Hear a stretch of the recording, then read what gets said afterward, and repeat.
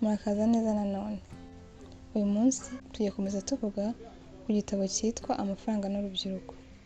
Niba warebye igice cya mbere, twabonye uburyo amafaranga akora, uko wafata ibyemezo byiza, uko wagena intego zawe, ndetse n'ukuntu watangira gucunga amafaranga yawe neza ukiri muto.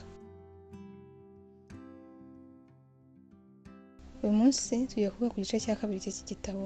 Iki gice kitwigisha uburyo bwo kubona amafaranga, kwiyubaka nk'abantu bafite agaciro, ndetse no gutangira gutekereza nk'abacuruzi cyangwa ba rwiyemezamirimo. Turavuga ku kintu buri muntu wese yibaza: ni gute nabona amafaranga, ndetse ni gute nakubaka ejo hazaza hanjye. Kandi ikintu cyiza cy'aya masomo ni uko yibanda cyane cyane ku rubyiruko cyangwa umuntu wese ushaka gutangira urugendo rwo kwiyubakira ubuzima bwiza. Niba ushaka kumenya uburyo wakubaka ahazaza hawe heza mu mafaranga, iyi video ni iyawe. Iki gice kivuga ku bintu bitatu by'ingenzi cyane. Kivuga inkomoko y'amafaranga, kikavuga ukuntu wakwiyubakira ejo hazaza hawe heza mu by'amafaranga, ndetse no kuba washora imari. Kikanavuga ko waba rwiyemezamirimo cyangwa ko watangira ikintu cyawe. Tuyoboye ku kintu cya mbere, inkomoko y'amafaranga. Iki ni kimwe mu bice by'ingenzi cyane muri iki gitabo, kuko abantu benshi cyane cyane urubyiruko batekereza ko amafaranga ava mu kazi gusa. Ariko iki gitabo gisobanura ko hari uburyo bwinshi umuntu ashobora kubona amafaranga. Uburyo bwa mbere, amafaranga ukorera. Aya ni amafaranga ubona ukoresheje igihe cyawe cyangwa ubuhanga bwawe.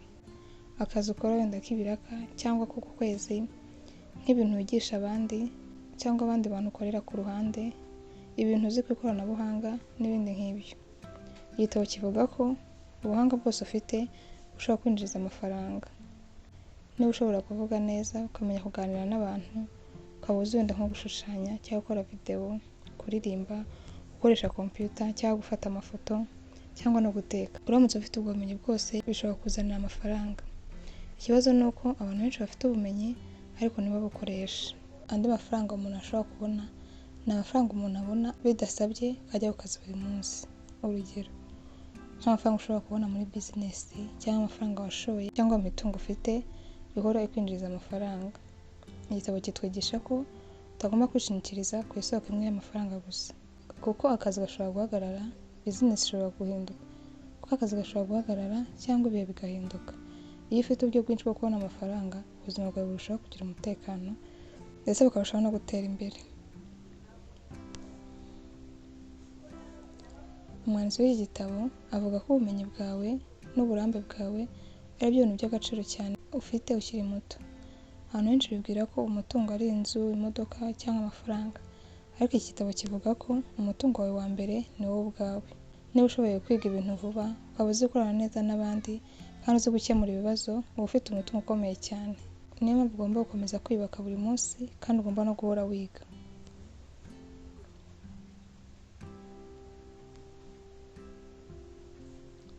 Iki gitabo kivuga ko uko imyaka igenda ishira, ibiciro birushaho kuzamuka, ndetse n'ibintu bigahinduka. Niyo mpamvu amafaranga yawe agomba gukomeza kwiyongera. Niba winjiza amafaranga amwe imyaka myinshi, ariko ibintu bye bigakomeza guhenda, ubuzima bwawe bushobora kudatera imbere. Niyo mpamvu ugomba kongera ubumenyi ufite, ugashaka amahirwe mashya, ndetse ugakomeza no kwiyubaka no kurushaho kwiga. Iki gice ni kimwe mu bice bikomeye cyane muri iki gitabo, kuko kivuga ko hari ibintu byinshi bishobora kugena ahazaza hawe, ndetse bikagena n'umwuga wawe. Iyo ukiri muto, ibyo wiga, imico ufite, ndetse na discipline yawe bishobora kugena ahazaza hawe hose. Igitabo kivuga ko kwiga ni ishoramari. Iyo wiga uba wongera agaciro kawe, wongera amahirwe, kandi wongera ubushobozi bwawe bwo kubona amafaranga. Ariko iki gitabo kinavuga ikintu gikomeye cyane: ntugomba kwiga ibintu kubera ko abandi babyize. Ugomba kwibaza uti: nkunda iki, cyangwa nshoboye iki, cyangwa n'iki nkora neza kurusha ibindi. Ukibaza uti: aha hantu ndi hakeneye iki, kandi ukavuga uti: ni hehe nshobora guterera imbere. Ugomba kubanza ukibaza ibibazo, aho kugira ngo wige ibintu ngo ni uko abandi babyize. Ugomba kubanza ukisobanukirwa, ukamenya n'icyakugirira umumaro, ndetse ukamenya n'icyo ushoboye cyane ku buryo cyakuzanira inyungu. Muri iki gihe ntabwo impamyabumenyi gusa ihagije. Abantu bafite agaciro ni abantu bafite ubumenyi ndetse n'ubuhanga mu kuganira n'abantu, gukemura ibibazo, gukorana n'abandi, kuyobora ubwenge ku ikoranabuhanga, ndetse no guhanga udushya. Isi iri guhinduka vuba cyane, niyo mpamvu ugomba gukomeza kwiga ndetse ukanajyana n'ibihe. Iki gitabo kivuga ko kwita ku buzima bwawe ari ingenzi cyane. Ntushobora kubaka ahazaza hawe niba utita ku buzima bwawe. Ugomba kurya neza, ukaruhuka, ukagira disipurine ndetse ukagira n'imico myiza. Intsinzi ntabwo ari amafaranga gusa, ahubwo ni ukugira ubuzima bwiza ndetse n'ubuzima bufite amahoro. Niyo mpamvu ugomba kwiyitaho mu rugendo rwo gukora ibyo byose. Niba uri kubaka ubukire, ugomba no kwibuka kwiyitaho kugira ngo urusheho kugira ubuzima bwiza. Igice kivuga ko ntabwo abantu bose bagomba gukorera abandi ubuzima bwabo bwose. Hari abantu bashobora gutangira bizinesi, bakagira ibitekerezo bishya ndetse bakamenya no gukemura ibibazo abandi bantu bafite. Abo nibo bitwa ba rwiyemezamirimo. Rwiyemezamirimo ni umuntu ubona ikibazo, agatekereza igisubizo, hanyuma akabihinduramo bizinesi. Urugero, ushobora kubona nk'ahantu uri bakeneye nk'umuntu ucuruza imyenda cyangwa ibyo kurya, cyangwa ukabona ikibazo runaka mu bantu. Iyo ukemura icyo kibazo ubikuramo inyungu. Muri iki gitabo bavuga imico y'umuntu ushobora gutsinda muri bizinesi. Umuco wa mbere ni uguhanga udushya, kugira ibitekerezo bishya no kurushaho gutekereza ibintu bishyashya. Icya kabiri ni ukudacika intege. Bizinesi ntabwo ihita ikunda ako kanya. Hari igihe ibintu bitinda ndetse bikanagorana, ariko utsinda iyo ukomeje ntuhite ucika intege. Icya gatatu, abantu batsinda ntabwo baba batinya, ariko kandi ntibakora ibintu nta gutekereza. Babanza gutegura ndetse bakabara, bakanasobanukirwa neza ibyo bagiyemo. Ikindi, gukoresha amafaranga neza.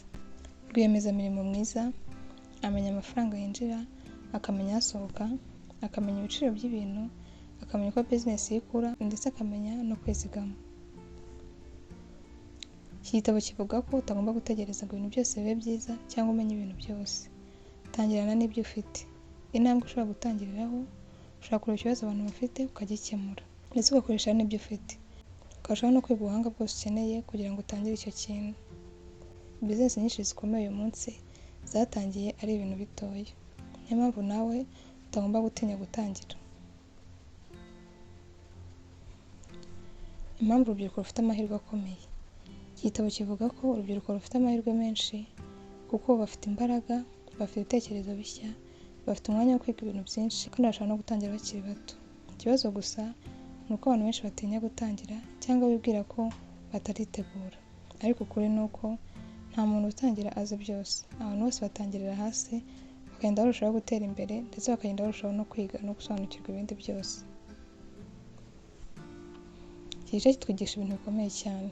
Twigisha ko ubuhanga ufite ni umutungo wawe ukomeye cyane kandi ugomba gukomeza kwiyubaka. Ikindi kandi ntugategereze akazi gusa.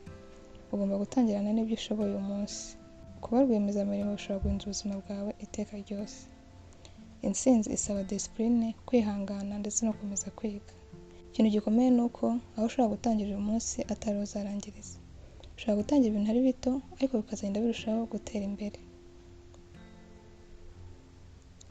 Muri iyi videwo tuzwiho kubona amafaranga ndetse n'uko watangira gutekereza nka rwiyemezamirimo.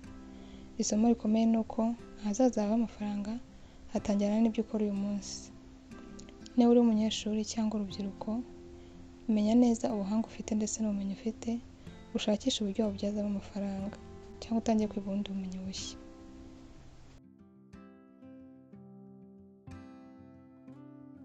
Murakoze cyane kureba iyi videwo.